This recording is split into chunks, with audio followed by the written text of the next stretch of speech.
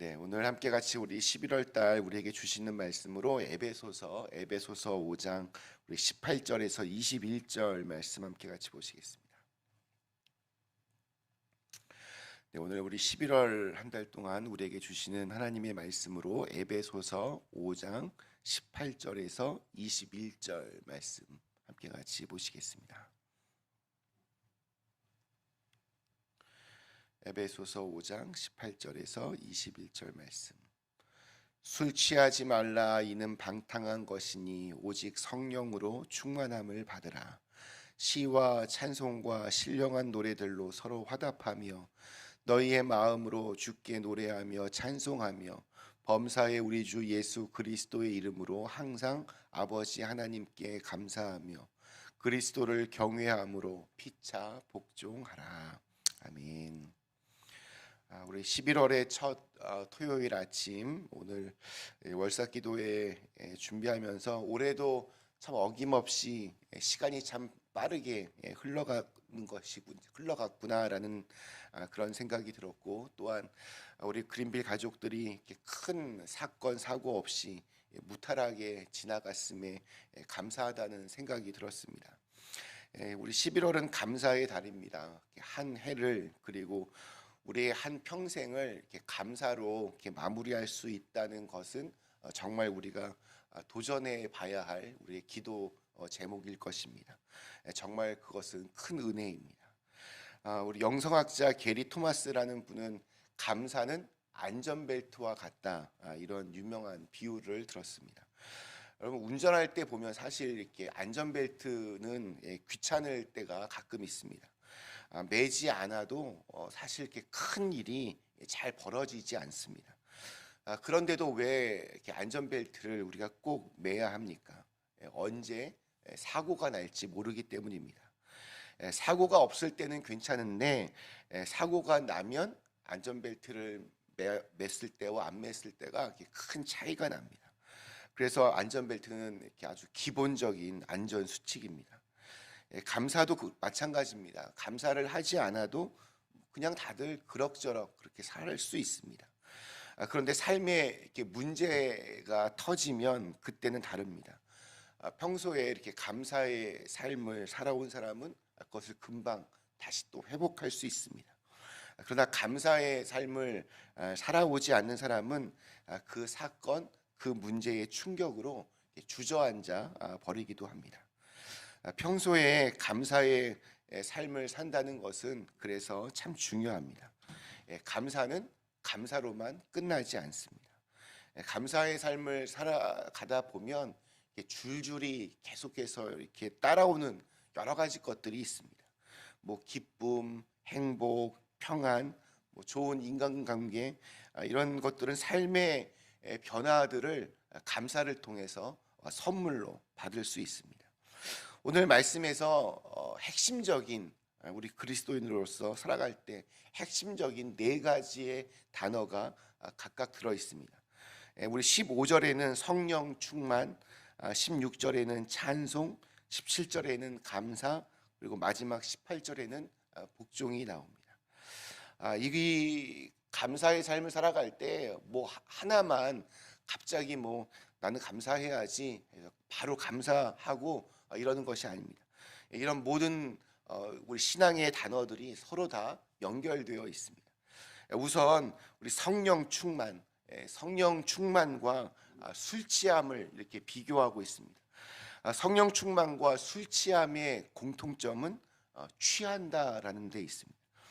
취한다라는 말을 좀 다르게 표현하면 어떤 무엇인가에 지배를 받는다라고 말할 수 있습니다. 차이점도 있습니다. 술에 취하면 자기가 자신을 이렇게 통제할 수 없지만 성령 충만은 자신을 통제할 수 있습니다.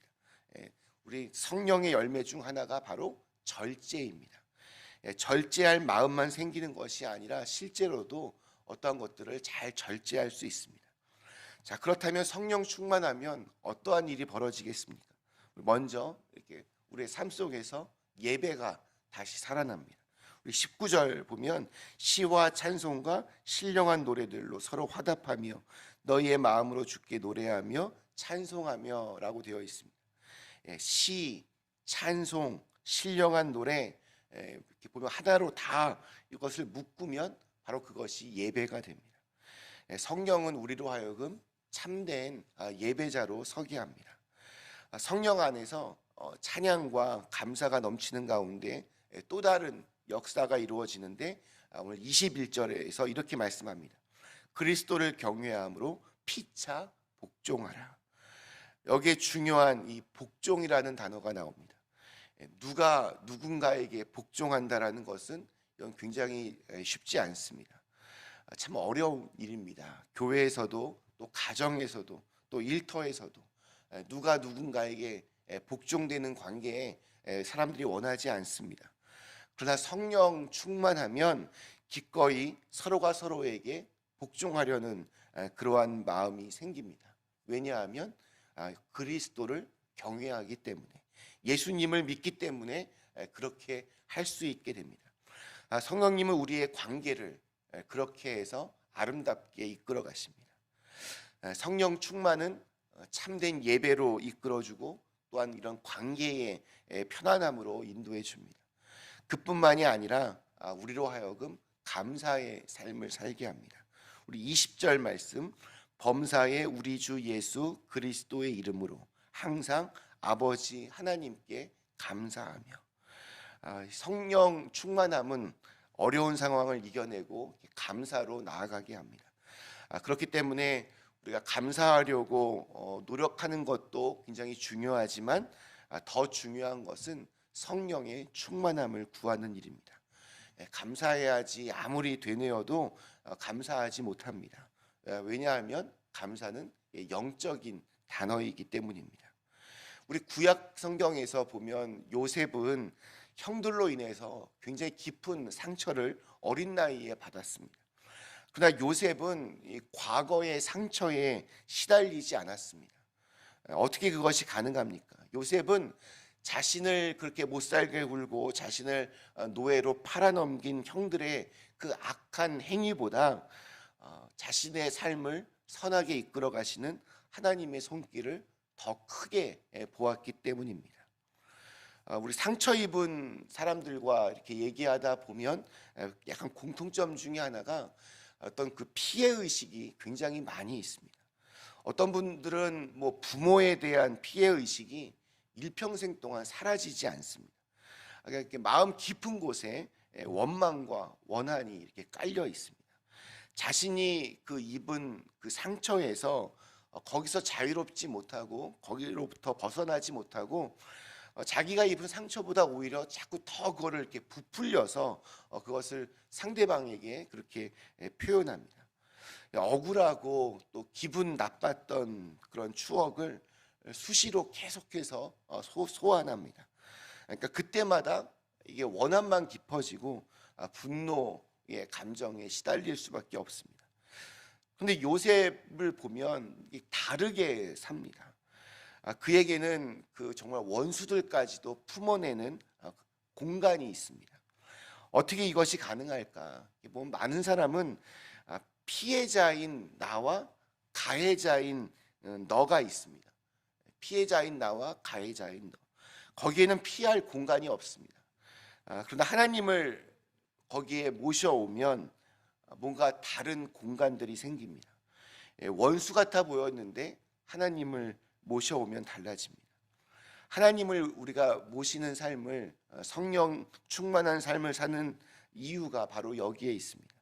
악바리로 이렇게 사는 사람을 만나본 적 있으십니까? 악바리. 왜 그렇게 악을 쓰며 살아가겠습니까? 내 힘으로 이겨내야 하니까 그렇게 악을 쓸 수밖에 없습니다. 그러니까 하나님 없는 삶의 모습입니다. 그러나 우리는 그럴 이유가 없습니다. 우리가 잘 아는 로마서 8장 우리 28절에 우리가 알거니와 하나님을 사랑하는 자 곧 그의 뜻대로 부르심을 입은 자들에게는 모든 것이 합력하여 선을 이루느니라. 이 구절 하나만 우리가 붙잡아도 우리를 얼마나, 우리의 마음을 이렇게 넉넉하게 이렇게 만들어 줍니다.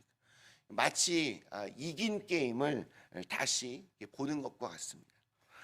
괜히 질 줄 알고 소리를 지르고 신경 신경질 냈던 것이 부끄러워질 수도 있습니다. 하나님의 은혜를 알면 이렇게 감사가 보입니다. 성령은 우리로 하여금 감사할 것들을 찾아낼 수 있도록 그렇게 인도해 주십니다. 불평거리가 더 많이 이렇게 눈에 들어오고 원망할 일이 자꾸 꼬리에 꼬리를 문다면 굉장히 불행한 삶일 것입니다.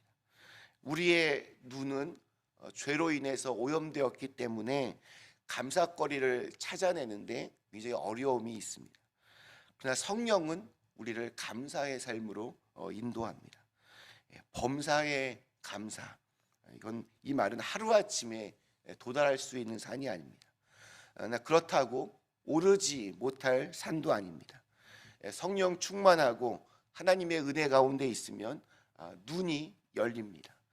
이전에는 불평거리로 이렇게 보였던 것이 감사거리로 변하게 됩니다. 신기합니다. 은혜를 받으면 그래서 새로운 세계가 보입니다. 우리가 일상생활에서 이렇게 감사하는 것을 자꾸 훈련할 때 이때 중요한 것이 무엇이겠습니까?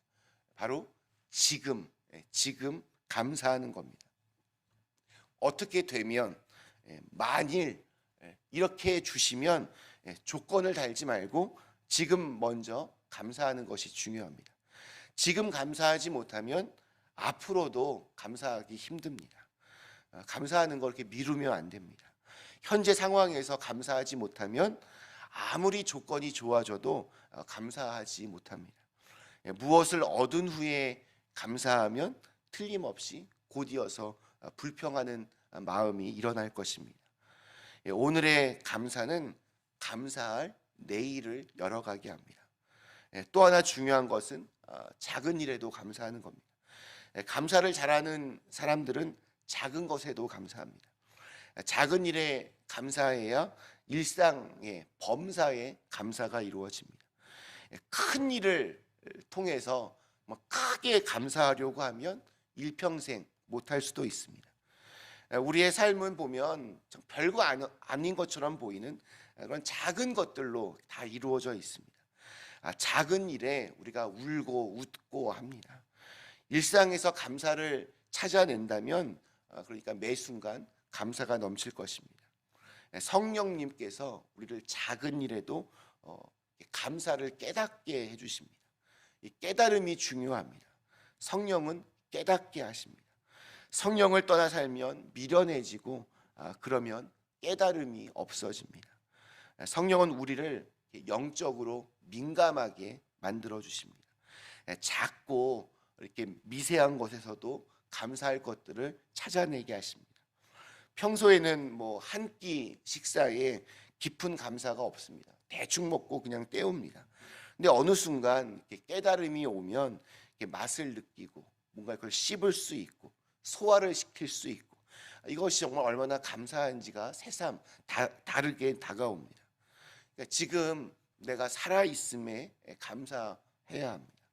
이렇게 추운 아침에 나와서 예배를 드리고 또 기도를 드릴 수 있다는 것 참 감사한 일입니다. 저절로 된 것 아무것도 없습니다.